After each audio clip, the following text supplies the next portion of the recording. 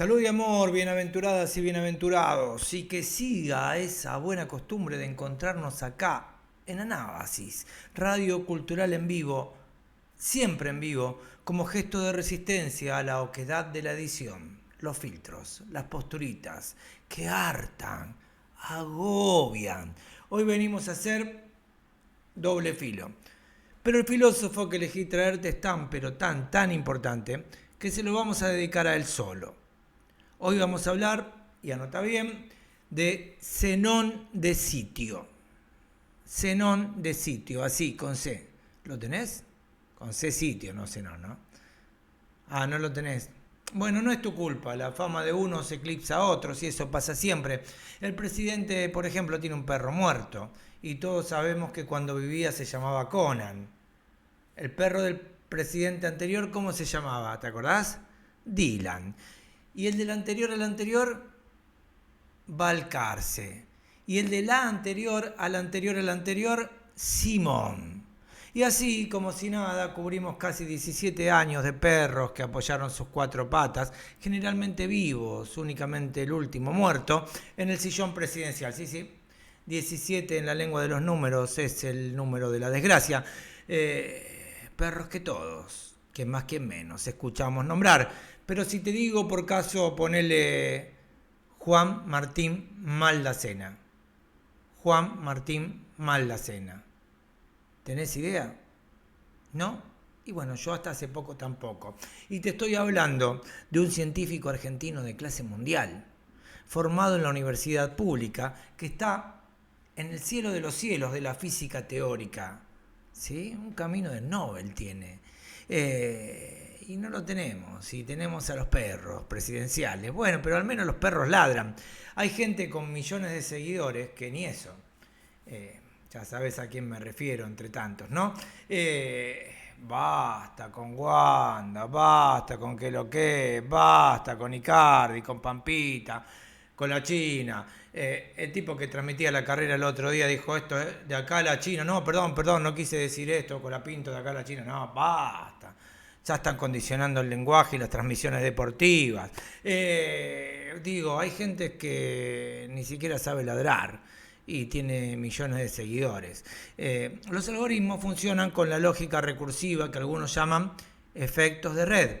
¿Sí? Efectos de red. ¿Qué significa esto? Más es siempre más, menos es cada vez menos. Es como la historia del general de 6 estrellas, ¿viste? Esa que, asumiendo, por ejemplo, que cada medio millón de seguidores habría una estrella, y le preguntan al general, escúcheme, general, usted, ¿por qué, si en este país nunca hubo guerra, por qué tiene 6 estrellas? Y el tipo dice, bueno, comete un sincericidio. Dice, voy a decirte por fin la verdad. La primera me la dieron por error, se equivocaron. Y las otras 5 me la dieron porque ya me habían dado la primera. ¿Dónde va la gente? ¿Dónde va Vicente? ¿Y dónde va Vicente? Bueno, Vicente no tiene la menor idea de dónde va últimamente. Tal vez no va a ningún lado, tal vez va a perderse, pero todos lo siguen. Así que volvamos. Zenón de Sitio. Y no te hagas problema si nadie te lo nombró jamás. Acá estamos para eso. De nada. Primera pregunta, ¿dónde queda Sitio con C? Respuesta, en Chipre. Es una ciudad griega, dice Diógenes Laercio, que tuvo colonos fenicios. Y ya sabes que las ciudades colonizadas se consideraban como parte de la ciudad colonizadora. O sea, la gente que vivía ahí eran fenicios, porque ellos habían tenido colonos fenicios. ¿Y qué lugar sería Fenicia hoy? El Líbano, mirá, fíjate vos. O sea que los de Sitio hoy serían colonos libaneses nacidos en el exilio. Primer dato del doxógrafo. Zenón tenía el cuello inclinado hacia un lado. Poné que iba así. Ahí. Qué raro. Y semblanza completa de Diógenes Laercio. Era flaco, dice, más bien bajo, de piel oscura, por lo que algunos le decían el sarmiento egipcio. Acá le dirían el guachín, simplemente. De piernas gruesas, desgarbado y flojo. Interesante esto. Flaco, petizo, de piernas gruesas y desgarbado. Y flojo. Según la descripción que hace Diógenes Laercio, está claro que las gracias no lo habrían beneficiado demasiado por lo que se ve, pero peor era Hefesto, peor es siempre Hefesto, más feo es siempre Hefesto, y sin embargo Hefesto es altísimo, crack. Lo que sí, y sigue Diógenes Laercio con los datos de color, es que el tipo era muy estricto con la dieta, como parte fundamental de la salud. Rechazaba casi todas las invitaciones a comer que les llegaban. La verdad es que esos banquetes en los que ustedes le sacan fotos a la parrilla me aburren, no me interesan demasiado. O sea, dejá de sacarle fotos a la comida. Todos saben lo que es un pollo a la parrilla, todos saben lo que es una ensalada mixta. ¿Para qué tenés necesidad de subir eso? Zenón despreciaba esas invitaciones, se abstenía de concurrir a esos asados multitudinarios, no le gustaba ese tipo de comunicación y la pasaba clavándose un par de higos frescos por día, un par de higos y ya. Después, ¿qué hacía? Se iba a la flora a tomar sol, eso sí, tomaba sol todo el tiempo. Y así era oscuro por decisión, no por naturaleza, porque una cosa es ser marrón y otra muy distinta es ser cobrizo. Ponele. A lo que importa. Primero fue alumno de Crates, después de Estilpón y después de Genócrates, estos últimos más o menos por 10 años cada uno. O sea, sus maestros fueron Crates, Estilpón y Genócrates. Es decir, que pasó del cínico que se abrazaba en bolas a hiparquía en la plaza y en los monumentos, ese que tenía sexo a toda a luz del día, a cualquier momento, al paso de cualquiera, por intermedio de Estilpón llegó hasta el académico inflexible, que era Genócrates. ¿Te acordabas ese que le pusieron a Friné en la cama y el tipo ni la tocó? Y ella dijo, no me acosté con un hombre, me acosté con una estatua. Inflexible, que no podía más de formal, o sea, de un extremo al otro se fue. Dirían ahora. ¿Arre qué? ¿Qué quiere? ¿Re qué? ¿Qué quiere decir arre? Bueno, hizo así el camino inverso al de otros, que empiezan por la academia y terminan en el cinismo, a medida que radicalizan sus posturas y se convencen de que las ideas filosóficas solo valen de verdad cuando se las vive, cuando se las defiende con la vida. Las ideas filosóficas solo valen de verdad cuando se las vive, cuando se las defiende con la vida. Pero comencemos por el principio. Vamos nomás. ¿Cómo conoció Zenón a su primer maestro Crates de Tebas? Bueno, resulta que Zenón era comerciante, ¿sí? Un comerciante. Y como hacen desde siempre los fenicios, que es un pueblo muy ligado al comercio, viajaba por mar ofreciendo su mercadería. ¿Sí? Iba para acá, para allá ofreciendo su mercadería. Hasta que una vez que llevaba una carga de púrpura, naufragó frente al Pireo, que es el puerto de Atenas. Tenía por entonces, dice Diógenes Laercio, unos 30 años. Hay otros que dicen 22, como sea. Así que con el barco hundido, la carga perdida, estaba al garete, subió a la ciudad y empezó a caminar hasta que se cansó y se sentó justo frente a la tienda de un librero que en ese momento leía las memorabilia de Jenofonte, las memorables de Jenofonte. Oiga, don, ¿dónde puedo encontrar a hombres como esos? Los chabones que escriben libros, ¿dónde se juntan? Algo así más o menos pudo haberle preguntado al librero Zenón, justo cuando Crates pasaba por ahí con su manto y su bastón. El librero, algo molesto por la interrupción del Stranger en la lectura, solo levantó la vista, miró un poco más allá, vio al filósofo cínico que andaba como siempre en su mundo y le dijo, seguí a ese y no jodas más. Así que de esta manera fue que entró Zenón a la filosofía cínica, con ciertos reparos, hay que decirlo, porque él no era un comerciante fenicio y el golpe que significa el cambio hacia la vida de los cínicos era muy, muy complicado, muy grande. Desde ese momento así se planteó un problema que nunca pudo resolverse. La parte de la filosofía materialista, o sea, la parte conceptual, teórica de los cínicos, lo convencía y mucho, las ideas cínicas lo atraían, aprendía mucho de Crates, pero su recato y su pudor de comerciante fenicio le impedían sumarse a la desvergüenza política de los cínicos. ¿Te acordás? Que hicimos un par de episodios de Diógenes de Sinope, de Crates, de Hiparquía acá. Buscarlo en esta misma lista de reproducción. Era Nava613, arroba Nava613, este mismo canal. Buscar la lista de reproducción de Doble Filo y lo vas a tener. desvergüenza política de los cínicos partía del convencimiento de que si un acto no es malo, puede hacerse en público. Y si es malo, no debe hacerse ni siquiera en privado. ¿Está? Si un acto no es malo, puede hacerse en público. Y si no es malo, no debe hacerse ni siquiera en privado. Así partía y después terminaba en pedos, eructos, masturbaciones y sexo en la vía pública. Y a ese extremo hace no mucho no le cuadraba.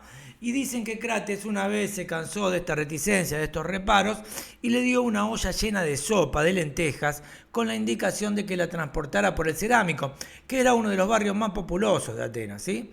El barrio de los alfareros, el Cerámico.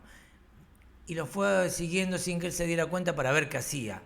Ve, pequeño saltamontes.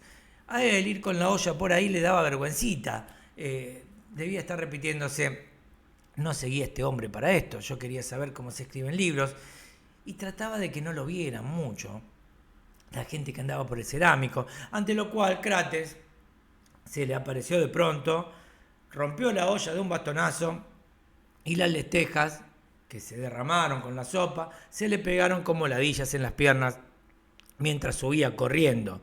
Y Crates lo perseguía en bola hacia los gritos: ¡Eh, Sina, Pecho, vení! Si no te pasó nada, ¿de qué huí? ¿Por qué abandonás? Acá no abandona nadie, papá. Bueno, la cuestión es que la relación era un tanto tirante, convengamos, pero mientras permaneció con los cínicos escribió una república. Mira, el mismo título que el de Platón, que en realidad el título original es Politeia, ¿no? Una república, digo, que las malas lenguas que siempre hubo catalogaban como escrita a la cola del perro, es decir, bajo el influjo de Crates, que estaba en el cinismo bajo la maestría o la dirección informal, porque el cinismo no era una escuela formal, de Diógenes de Sinope, el perro. Y en total sus obras fueron 20, hay que escribir 20 libros de filosofía, ¿no? Cuando entendió que el cinismo ya no podía aportarle más nada: estoy perdiendo el tiempo con estos hippies, dijo, mejor me voy, me busco un lugar un poquito más formal. Se fue. Chau, chau, adiós. Y por los 20 años que siguieron, como ya te dije, escuchó 10 al Tipón y 10 a Genócrates. Esto es, fue del comercio al materialismo y de ahí al idealismo. Se despojó de la pretensión de riqueza, luego de toda resistencia a la pretensión de riqueza, después de sí mismo, y al final llegaría a despojarse de la pretensión de despojo. Esto es maravilloso, porque son los caminos de la meditación, son los caminos de la filosofía oriental. O sea, se despoja de lo inmediato y cada vez a lo más inmediato hasta que termina despojándose de sí mismo y de toda pretensión de despojo. Una maravilla. Y no te olvides que griegos, indios estaban en contacto permanente, iban y venían, la gente por ese tiempo también, había Black Friday, la gente sacaba los viajes en 12 cuotas y demás, aprovechaban las ofertas. En el siglo XIX de nuestra era vinieron los alemanes y te hicieron creer que los griegos cayeron de un paracaídas y eran seres sobrenaturales que inventaron todo de la nada. Pero ¿sabes qué? No les creas. Bueno, vamos despacio, dijo Simón. Un poco de cordura. No pido un toco, solo un poquito nomás. Pero cuando te tienen no te valoran y cuando te vas lloran. ¿Viste cómo son? Como somos. Cuenta Diógenes Laercio que en épocas en que él ya era seguidor de Estilpón, Crates no se resignaba a su abandono, era el único que lo seguía: vení, vení. Y entonces lo perseguía, lo iba a buscar, se le presentaba de repente y lo trataba de arrastrar del manto para que lo siguiera. Cosa extraña, porque un principio de la filosofía cínica es, como lo diría Proudhon, ni seguir ni guiar. Pero bueno, esto lo cuenta Diógenes Laercio y dice que Zenón, cuando esto pasaba, sin inmutarse, ya estaba en camino hasta el estoicismo, o por lo menos ya estaba en camino hacia el academicismo extremo de Genócrates. Decía: Crates, el arrastre adecuado de un filósofo es por las orejas. Sacame de acá cuando me hayas convencido, pero si me fuerzas, te llevarás solo mi cuerpo, no mi alma. ¿Sí? Gran dualismo este, ¿no? Ya estamos en otro plano acá. Si me fuerzas, te llevarás solo mi cuerpo, nunca mi alma. Anda para allá, bobo. Y anota, este concepto, el de alma, no es nada cínico, como ya sabemos. Estamos, por el contrario, en el inicio de un camino idealista. Sin embargo, Zenón no renegaba de ninguna de las etapas de su devenir ni de su formación. Y le gustaba recordarlas. Decía, mi mejor viaje empezó naufragando. Mi mejor viaje empezó naufragando. Sí, milenios después, de ahí podrían haber venido Lito Nevia, Félix, Tanguito y ese extraño interés de conseguir madera para irse a naufragar. Tengo que conseguir mucha madera, tengo que conseguir de donde sea. Bueno, ponele. ¿Vos decís? No, no sé. Lo cierto es que Zenón daba sus lecciones en un terreno libre de curiosos y paseantes, lejos, muy lejos, donde el diablo perdió el poncho. ¿Y te preguntaste alguna vez para qué quiere un poncho el diablo si se supone que está en un lugar donde hay fuego? Tan friolento era el diablo. Bueno, ahí estaba, en un terreno libre de curiosos y paseantes, en lo que se conocía como el pórtico pintado. El pórtico pintado. Ahí mismo, Polígnoto, un pintor de la época, solía exponer sus obras. Pero también ese era exactamente el lugar en el que el gobierno de los 30, unos aristócratas, parte de los atenienses de bien, había ejecutado, escucha bien, a 1.400 ciudadanos. ¿Qué te parece? En el pórtico, el gobierno de los 30 había ejecutado a 1.400 ciudadanos. Y este es un tema para pensar. Vamos a hacer un corte acá. ¿Y qué pensamos? ¿En cualquier lugar se puede hacer filosofía? Segunda pregunta. ¿Hay que hacerla en estos lugares signados por tanta muerte? Tercera. O bien, ¿hay que hacerla en estos lugares más que en ningún otro, como acto de resistencia, de persistencia en la memoria y de reapropiación de la vida? Acordate que Polígnoto ponía sus obras acá. Entonces, hay arte, hay filosofía.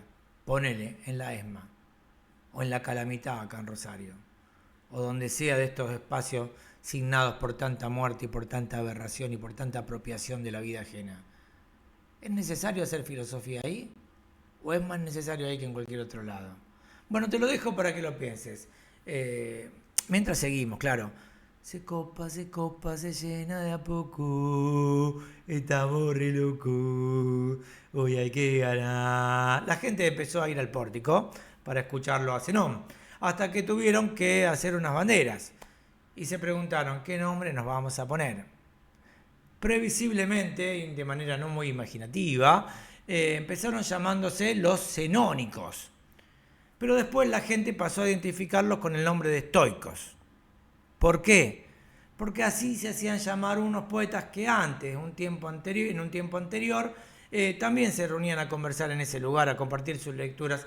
Y la gente mucho no distingue. Estos serán los mismos de antes, serán los hijos, los seguidores, o serán otros. Bueno, si el otro era los estoicos, estos también son los estoicos. Y ya está. De modo que Zenón de Sitio, comerciante fenicio de púrpura, cuyo barco naufragó, cuyo viaje filosófico comenzó naufragando, es ni más ni menos que el fundador del estoicismo. ¿Y viste que te dije que era muy importante? El estoicismo, claro, es una de las dos grandes escuelas en pugna de la época helenística y romana. La otra es el epicureísmo, ¿sí? Epicureísmo, de Epicuro, claro. Esto es Anábasis, radio cultural en vivo, como te recuerdo cada vez que me trabo, me confundo, etcétera, ¿no? Pasa. Teníamos 4 etapas en la antigüedad griega: la época arcaica, la época clásica, la época helenística, que es la que va desde la muerte de Alejandro Magno hasta la caída de la República Romana, y desde la República Romana en adelante la época romana, cuando ya Grecia pasa a ser una provincia del Imperio Romano. Bueno, acá en estas dos últimas etapas había dos escuelas filosóficas, los estoicos y los epicúreos, ¿está? Y había una tercera, los escépticos, pero que no llegaba a la liga de las otras dos, digamos, ¿no? Estaba ahí, un poquito más en el subsuelo. Lo importante es que a Zenón de Sitio, el fundador del estoicismo, vuelvo a repetirte, los atenienses lo honraron mucho, requete mucho. Como gesto supremo le dieron la llave de la muralla cuando ya era muy viejito.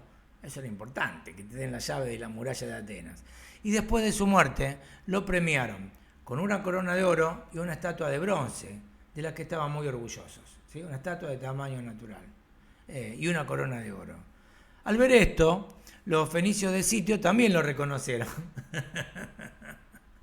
Le pasó como a los rosarinos, ¿viste? Que tienen que irse a Buenos Aires para que los reconozcan acá. Es de acá, después ponen en todos los carteles. Bueno, pero no eran los únicos, los atenienses y los de Sitio. Antígono el Tuerto, por ejemplo, pasa que nombre, ¿no? Antígono el Tuerto. Era un sátrapa de Macedonia. ¿Qué es un sátrapa? Un gobernante persa. ¿Sí? Un sátrapa de Macedonia que viajaba cada vez que podía a Atenas para escuchar las lecciones de Zenón. ¿Y qué tiempos esos, no? En los que un gobernante viajaba a escuchar a un filósofo. No a descubrir paraísos offshore o a pagar por una foto con algún famoso que avale su cholulismo. No, a escuchar a un filósofo. Y además solían invitarlo a su corte.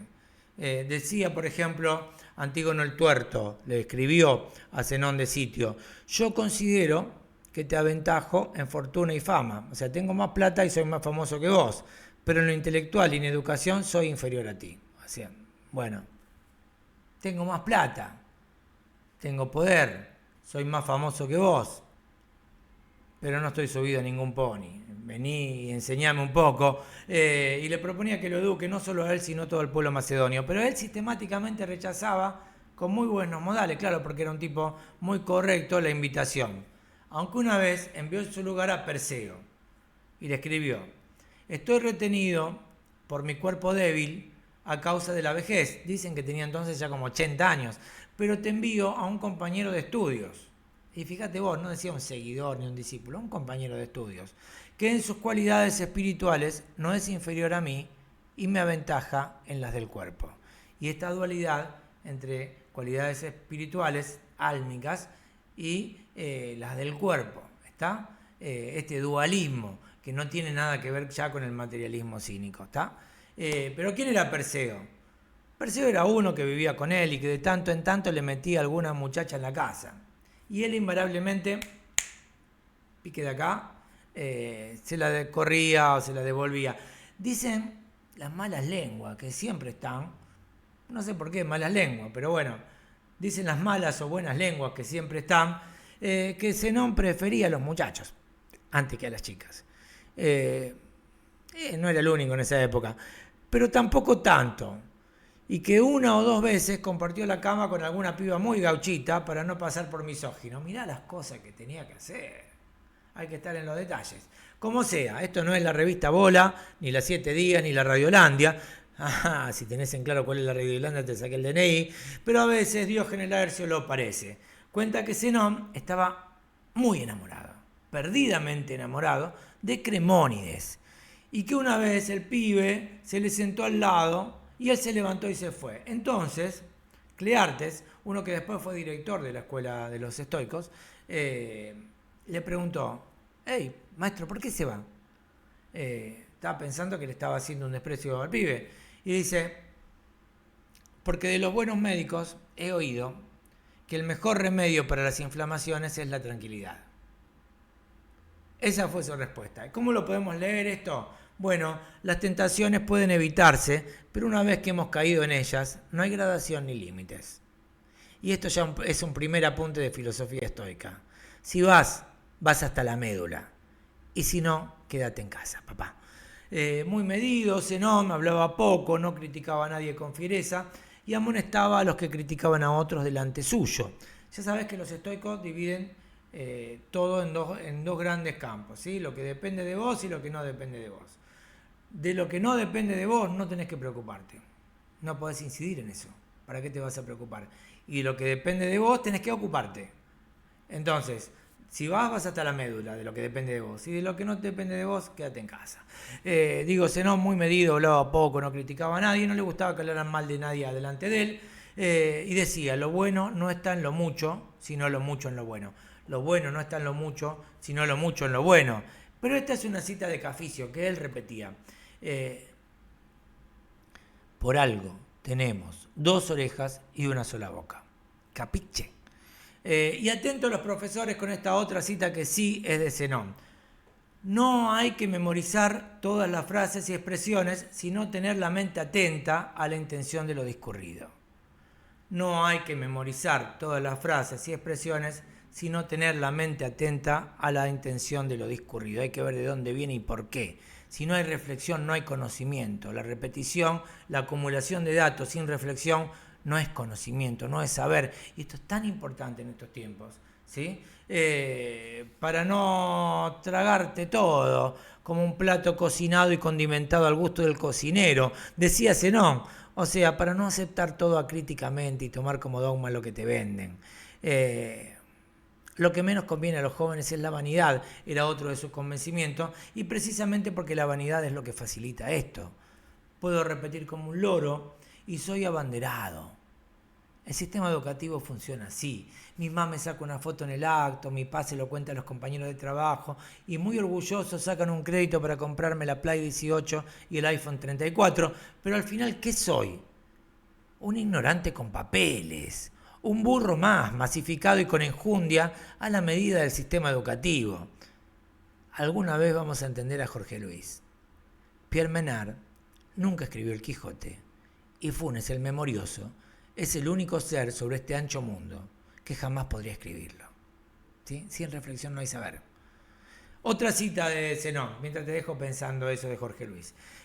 Nada es más ajeno a la adquisición de las ciencias que la presunción. Viene todo del mismo lugar, ¿no? Y de nada andamos tan necesitados como de tiempo.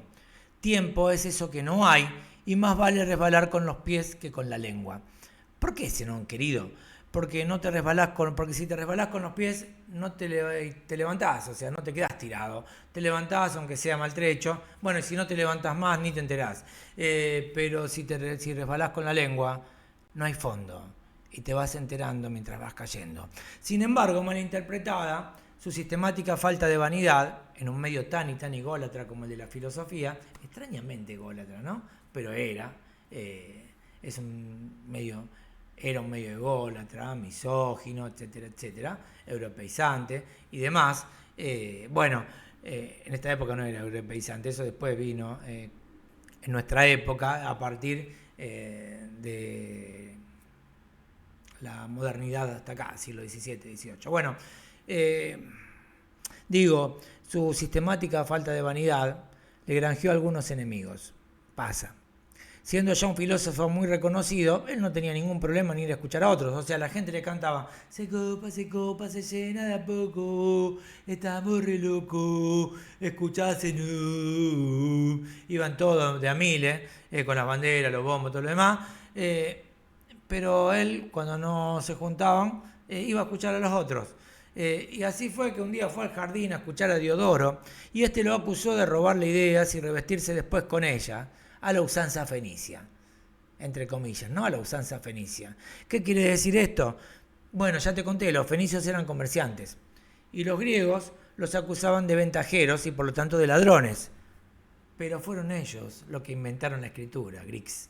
O sea, para anotar sus transacciones. De ahí viene la escritura. Zenón decía que un amigo es otro yo. Ahora lo dicen hasta los sobrecitos de azúcar, pero él fue el primero.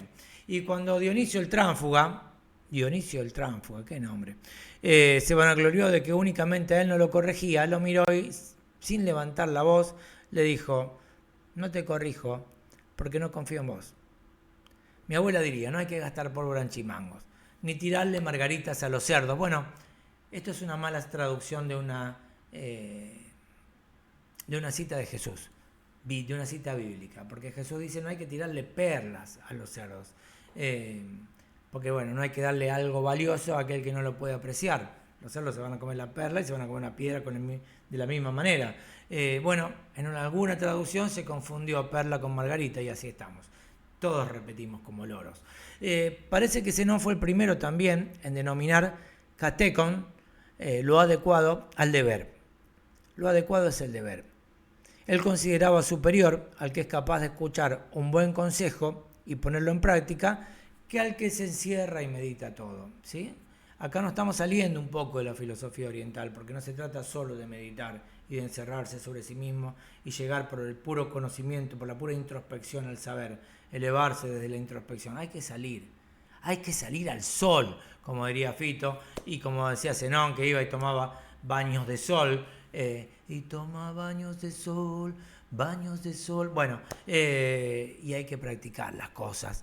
Este énfasis en la práctica lo aleja también del academicismo platónico de Genócrates, que fue su último maestro. Entonces vas viendo cómo el estoicismo va tomando distintos elementos de todo ese bagaje cultural, de todo ese viaje filosófico que fue realizando Zenón a partir de su naufragio, ¿sí?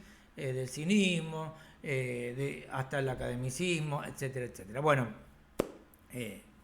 y todo lo intermedio también. Y anotaste dato.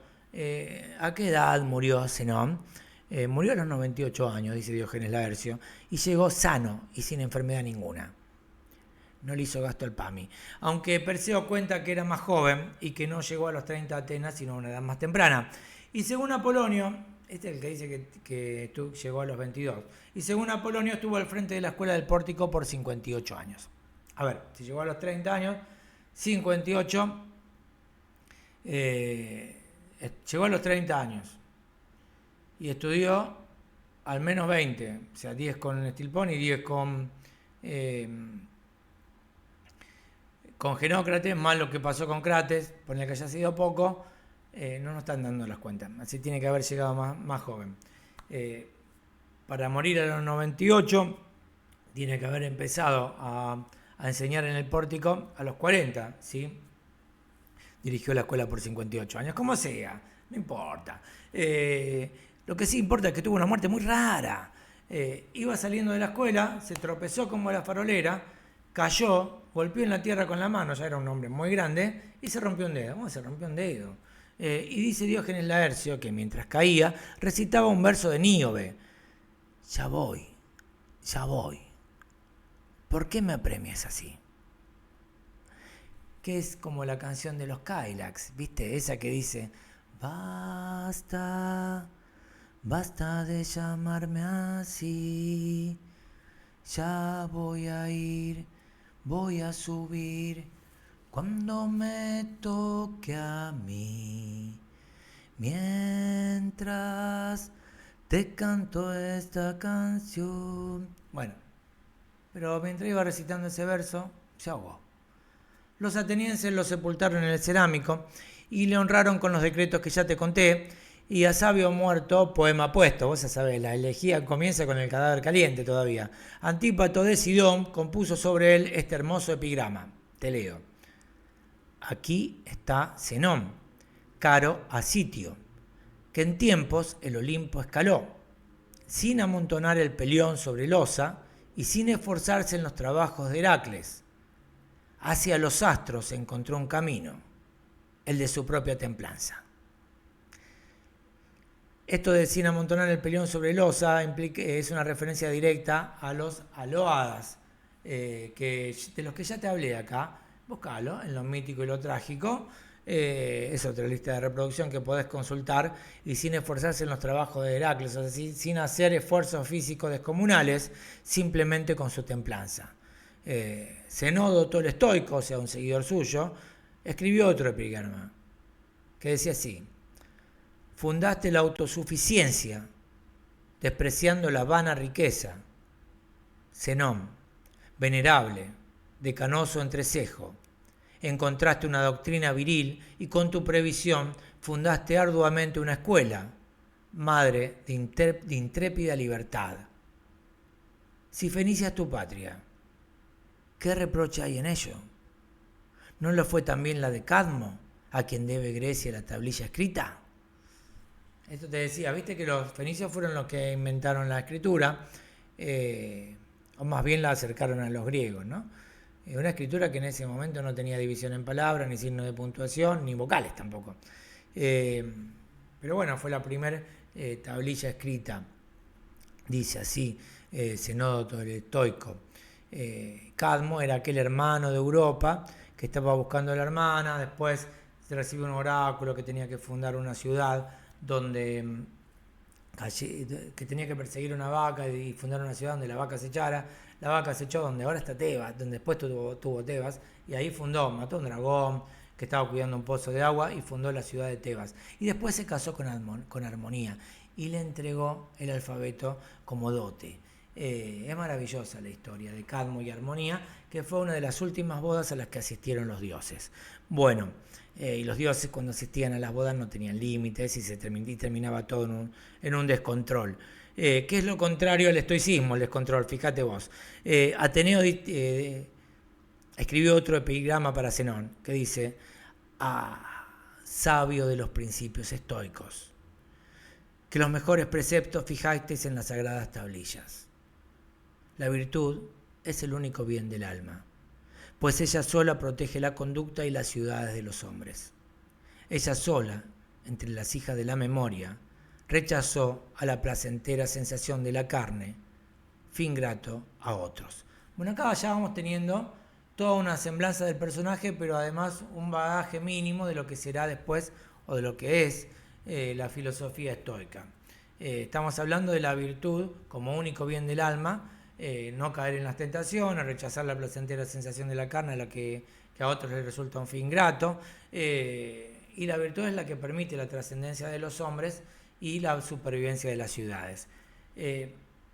Los principios del pórtico están bastante claros acá, pienso, ¿no? La virtud como bien supremo, la frugalidad como modo de vida, la autosuficiencia del sabio, esto es lo más importante, la autosuficiencia del sabio, el desprecio a toda vanidad y a toda riqueza, el autocontrol, autosuficiencia, autocontrol, la conducta inflexible, la prescindencia del goce, la evitación de las tentaciones, la abstinencia de lo innecesario, sea comida, lujo o sexo. Si podés prescindir de algo, no es necesario. Si podés prescindir de eso y seguir viviendo, no es necesario. Entonces prescindí. Todo esto se resume en dos conceptos, en dos nociones filosóficas básicas. Uno es la apateia, que se traduce como impasibilidad. Apateia, impasibilidad. Tenés que mostrarte impasible. Lo que no depende de vos no te afecta. Y otro es la ataraxia, que es la imperturbabilidad. Además de impasible, tenés que ser imperturbable. ¿Sí? No depende de mí. No me afecta. El lujo es vulgaridad, dijo y me conquistó. ¿Sí? ¿Te conquistó con eso de verdad? Bueno, definime, ¿qué es el lujo? Porque aplicada al extremo esta lógica, ¿no nos devuelve al cinismo? Digo, todo es lujo, si ninguna necesidad es irrenunciable. Así estaríamos todos en bolas, a los gritos, pegando bastonazos, etc., ¿no? Te lo dejo para cuando termines con el pogo. ¿Hay un poco de filosofía cínica en Los Redondos? Sí, la hay. Aguante Los Redondos, palo, redó. Sí, aguante. Hay cosas que dependen de vos y podés controlarlas. Dedícate a eso. Lo que no depende de vos no es tu problema. Zenón, como el indio, también tuvo detractores, y quién no. Críticos no constructivos que nunca faltan, entre ellos y muy especialmente un escéptico. Ya te dije que estaban los epicúreos, los estoicos y después los escépticos. Bueno, había un escéptico, Casio, que le reprochaba el carácter elitista de su teoría. ¿Te acordás de aquello de no gastar pólvora en chimangos? Bueno, parece que en la República de Zenón, ese libro que tiene el mismo título que el de Platón mucho después, no, del Platón mucho después no, el de Platón antes, mucho después Zenón. A los no virtuosos, sean tus parientes o incluso tus padres, ni cabida. O sea, mi familia son los sabios autosuficientes y con autocontrol. Los que nacieron en mi mismo entorno, bueno, eso no depende de mí, no tiene por qué importarme. Y la pregunta es, ¿hasta cuándo hay que intentar enseñarle al que no aprende? ¿Sí? ¿Cuántos intentos tiene que hacer si el tipo no aprende? Pasémoslo en limpio. La pregunta filosófica que podíamos derivar de esto, y de esto se trata todo en estos envíos, es de si hay pocas oportunidades y demasiadas personas que la pretenden. O sea, es una pregunta de filosofía jurídica. Hay pocas oportunidades y muchas personas que aspiran a ellas. ¿A quién hay que dárselas? A los que pueden aprovecharla mejor, a los que más la necesitan. Bueno, una respuesta que suele darse es que hay que dársela a los que más la necesitan, salvo el caso de que alguno pueda aprovecharla mejor en beneficio de ellos. Pero vamos a lo práctico. Pregunto, ¿hay que abrir una escuela para niñas en el barrio de una comunidad ultraortodoxa que se resiste a la educación de las mujeres? O sea, imagínate una comunidad ultraortodoxa del signo que fuera, que dice que las chicas no tienen que ir a la escuela. ¿Tenés que abrir una escuela para chicas ahí? O sea, en cualquier lado podés hacer filosofía, en cualquier lado podés abrir una biblioteca. Si abrimos la escuela para chicas en esta comunidad ultraortodoxa que no deja ir a las chicas a la escuela, ¿qué vamos a lograr con una escuela sin alumnas? Y si no la abrimos, ¿cómo cambiarán alguna vez las pautas, las cosas, las perspectivas de esta comunidad? No sé lo que quiero, pero lo quiero ya. Acá viene el tema de la flauta única y los tres nenes que la pretenden con argumentos distintos. Te cuento cómo es. Hay una flauta, son las oportunidades. Hay tres nenes que son la mucha gente que pretende las pocas oportunidades. Un nene dice, yo la hice, la flauta es mía. El otro dice, yo soy el único que la sé tocar. El otro dice, yo ni la hice ni la sé tocar, pero no tengo nada. Nunca tuve nada, quiero la flauta. ¿A quién se la das? ¿A quién se la das? Dale, contestame, ¿a quién? Bueno, según cómo resuelvas este problema, será tu sentido de la justicia. ¿A quién le das la única flauta? ¿Al que la sabe tocar? ¿Al que la construyó? ¿O al que no tiene ninguna otra cosa? Contame por mensaje, yo después te contesto. Y seguimos hablando hasta el próximo amigo. Es un tema para pensarlo. Y según cómo lo resuelvas, se verá tu sentido de la justicia. Y se verá qué tan estoico sos o no. Mientras te cuento que después del de Sitio hubo otro filósofo del mismo nombre, otros Zenones.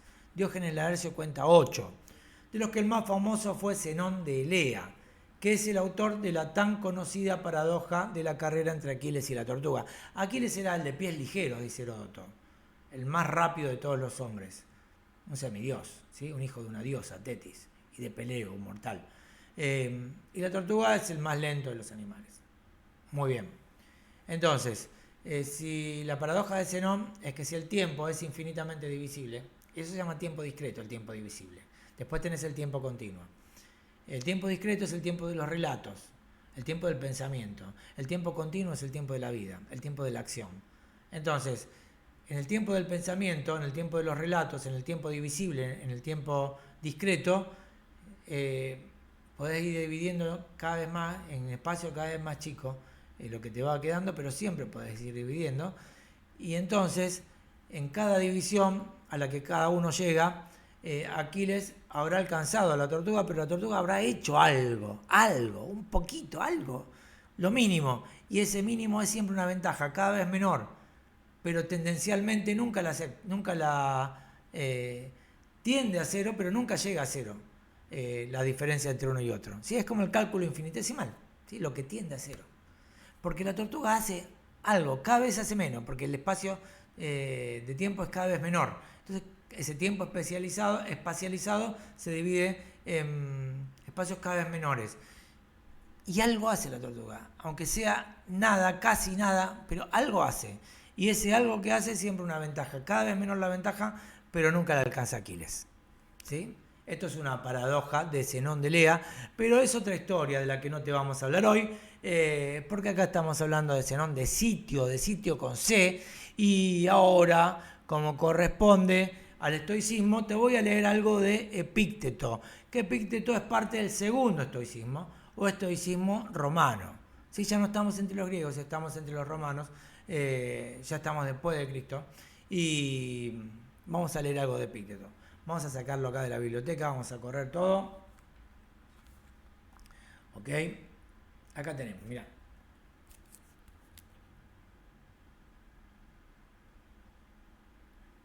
El Enquiridión de Epícteto. ¿Quién era Epícteto? Epícteto era un esclavo.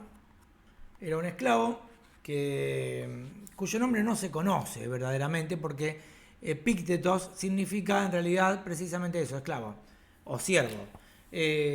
Habría nacido probablemente en Hierápolis en el año 50 después de Cristo. Cuando hablamos de los estoicos, hablamos de Zenón, hablamos del 340 y pico, por ejemplo, ¿no? O sea, estamos hablando de casi 400 años después, el segundo estoicismo. Fue comprado y inmediatamente liberto, o sea, lo liberaron para que pudiera dedicarse a la filosofía. Bueno, y en realidad él nunca escribió nada, pero daba clases y sus alumnos anotaron lo que escribió y después se sistematizaron esas anotaciones y quedó el Enquiridión, que quiere decir algo así como el manual de Epicteto, o sea, las enseñanzas que él daba. Te voy a leer algunas nada más porque obviamente no da para leerlo completo, no es muy extenso, pero no da para leerlo completo acá, simplemente para que veas de qué va el segundo estoicismo. Ya hablamos del primero, ahora vamos con el segundo. Así empieza. Hay ciertas cosas que dependen de nosotros y otras que no. Bueno, es la primera frase esta, ¿no? Dependen de nosotros la opinión, las inclinaciones, el deseo, la aversión y en definitiva todo lo que son nuestros propios actos. No dependen de nosotros el cuerpo, las riquezas, la reputación, los cargos y en definitiva todo lo que no son nuestros propios actos. Las cosas que dependen de nosotros son por naturaleza libres, no están sujetas a restricciones ni impedimentos. Pero las cosas que no dependen de nosotros son débiles, serviles, están sujetas a restricciones impuestas por la voluntad de otros. O sea, eso obviamente desde nuestra perspectiva. Recuerda pues que si crees libre las cosas que por naturaleza son serviles y que es tuyo lo que depende de otros, encontrarás impedimentos, te lamentarás, te sentirás turbado, censurarás tanto a los dioses como a los hombres. Pero si solo consideras tuyo lo que es tuyo y de los otros lo que es de los otros, tal como realmente es, nadie te exigirá nada ni te pondrá obstáculos y tú nunca censurarás a nadie, ni acusarás a nadie, ni harás nada contra tu voluntad. Nadie te perjudicará, no tendrás enemigos, no sufrirás ningún daño. Si aspiras a tan altos objetivos, recuerda que no debes regatear esfuerzos para alcanzarlos. Además, deberás renunciar por completo a algunas cosas y posponer otras para más adelante. Pero si anhelas también el tener al tiempo cargos y riquezas, quizás no los consigas si realmente aspiras a aquellos otros grandes objetivos y ciertamente no conseguirás lo único que puede asegurarte felicidad y libertad. Ejercítate entonces en seguir el camino recto, diciendo a toda tosca apariencia: eres solo una apariencia y de ningún modo lo que pareces ser. Examínala según los criterios que posees y sobre todo según este primero y principal, si tienen relación con las cosas que dependen de uno mismo o con las que no dependen de uno mismo, y si forma parte de estas últimas, estate presto a decir que no te concierne. O sea, no confundas lo que depende de vos con lo que no depende de vos, no des batallas que no puedes ganar y lo que no depende de vos no te concierne, sea lo que fuere. Y no busques riqueza, ni gloria, ni reputación, ni nada de eso, porque no depende de vos. Era un filósofo famosísimo. Epicteto vivía muy pobremente en una choza junto a un río, ¿no? Esto tiene mucho de idealismo oriental. Esta idea de que todo lo que no depende de vos es una apariencia. En realidad, para los orientales, para la filosofía oriental, bueno, el elemento común es que la realidad, toda la realidad es una apariencia, es una ilusión, es parte de la maya, así se llama. Y hay que trascender esta rueda de deseo y frustración que nos ata a lo material, a lo corporal. Y eso se trasciende a través de la meditación y de sucesivas reencarnaciones en diferentes vidas condicionadas por lo que hiciste en la anterior. Bueno, acá no estamos hablando de diferentes vidas, no estamos hablando de reencarnaciones ni nada, pero sí estamos hablando de apartarse de esta idea del deseo que solo lleva a la frustración. Y de eso va el segundo punto de Epicteto. Dice: recuerda que el deseo contiene la esperanza de obtener lo deseado, y el deseo que hay en la aversión es no caer en lo que se intenta evitar. El que no logra su deseo es desafortunado. El que cae en lo que quiere evitar es desgraciado. Si intentas evitar solo las cosas contrarias a la naturaleza, que dependen de ti, no te verás envuelto en ninguna de las cosas que quieres evitar. Pero si intentas evitar la enfermedad, la muerte o la pobreza, serás desgraciado. Aparta pues de ti la aversión hacia todo aquello que no depende de ti y transfiérala a las cosas contrarias de la naturaleza que dependen de ti. Elimina completamente el deseo. Pues si deseas cualquier cosa que no dependa de ti, serás necesariamente desafortunado. Pero de las cosas que dependen de ti y que sería bueno desear, nada está todavía a tu alcance. Porque si ya lo tenés, no lo vas a desear. Utiliza solo la capacidad de tender hacia un objetivo o apartarte de él, y utiliza esta capacidad de forma moderada, con reservas y con circunspección. Fíjate vos que esta es una filosofía de la introspección, una filosofía que te aparta de lo político, ¿no? Porque vos no te tenés que preocupar por lo que no podés solucionar, por lo que no depende de vos. Y vamos más lejos, te aparta de todo. Punto 3. En todo lo que complace al alma o satisface una necesidad o es amado, recuerda añadir a la descripción de cada cosa la pregunta por su naturaleza, empezando por las cosas más pequeñas. Si amas una vasija de barro, piensa que es una vasija de barro, lo que amas. Pues cuando se rompa, no sentirás turbación. Si besas a tu hijo o a tu mujer, piensa que es un ser humano a quien estás besando. Pues si la esposa o el hijo mueren, no sentirás turbación. Apateia y ataraxia. Imperturbabilidad, impasibilidad. ¿Qué te parece? Bueno, vamos a leer otro. Ya vamos adelantándonos. Leímos ya los 3 primeros. Este es el 14. Que vienen por el mismo camino. Si pretendes que tus hijos, tu mujer y tus amigos vivan para siempre, eres un tonto. Pues pretendes que las cosas que no dependen de ti dependan de ti y que las cosas que pertenecen a otros sean tuyas. Así, si pretendes que tu esclavo no cometa faltas, estás loco. Pues quieres que la maldad deje de ser maldad y sea algo distinto. Pero si quieres no fracasar en tus deseos, puedes conseguirlo. Ejercítate en aquello que depende de ti. Es maestro de los hombres quien tiene poder sobre las cosas, esas que otros quieren o no quieren, el poder de tomarlas o dejarlas. Quien quiera ser libre, que no quiera ni evite nada que dependa de los demás, y si no observa esta norma, será esclavo. O sea, serás esclavo de tus deseos, porque tus deseos te llevan a la insatisfacción. Y el mayor poder está en negarse al poder. Eso sería más o menos la idea, siempre viendo que hay como una organización del mundo, que el mundo funciona con un orden y con una organización que alguien dispuso.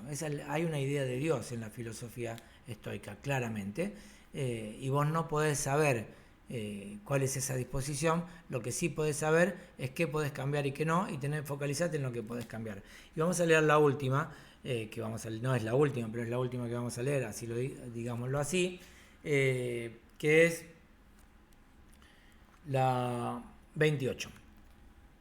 Si se te pidiera que pusieses tu cuerpo a disposición del primero que encuentres en el camino, te sentirías ofendido. Pero poner tu entendimiento en manos del primero que encuentras, de modo que si él te insulta, tu entendimiento se siente turbado y alterado, ¿eso no te avergüenza?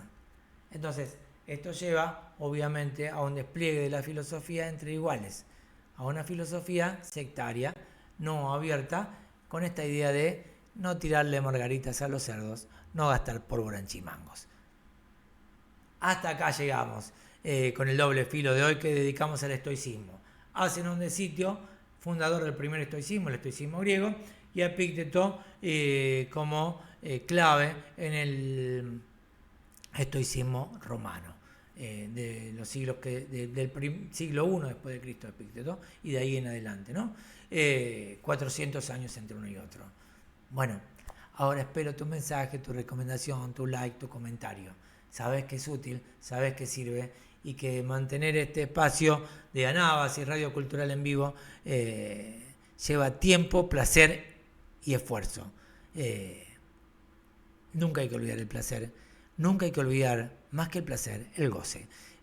Porque la alegría sin saber y el saber sin alegría no duran. Chau, chau, chau. Nos vemos en el próximo doble filo.